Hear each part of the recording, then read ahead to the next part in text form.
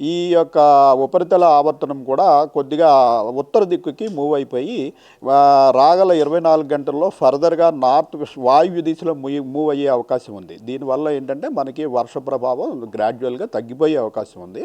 So ఈరోజు రేపు కొన్ని ఉత్తర జిల్లాలు అలాగే ఈశాన్య జిల్లాల్లో అక్కడక్కడ ఓన్లీ హెవీ రెయిన్ఫాల్ అంటే up to 7 centimetres and above కొన్ని జిల్లాల్లో మాత్రమే వర్షం పడే అవకాశం ఉంది. ఆ తర్వాత గ్రాడ్యువల్గా మళ్ళీ వర్షాలు కొద్దిగా తగ్గిపోయే అవకాశం అయితే కనిపిస్తుంది.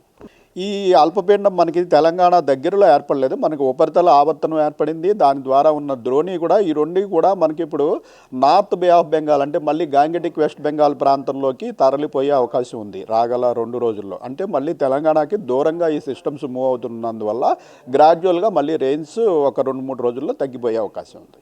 హైదరాబాద్లో ఈరోజు రేపు కూడా ఇలా మేఘావృతం అయి ఉండి కొద్దిగా లైట్ రెయిన్ డ్రిజులు అప్పుడప్పుడు సాయంత్రం సమయంలో కొద్దిగా ఒక్కొక్క చోట ఇంటెన్స్ స్పెల్స్ మొత్తం మీద 3 నుంచి 4 సెంటీమీటర్ల లోపు వర్షపాతం రికార్డ్ అయ్యే అవకాశం ఉందండి.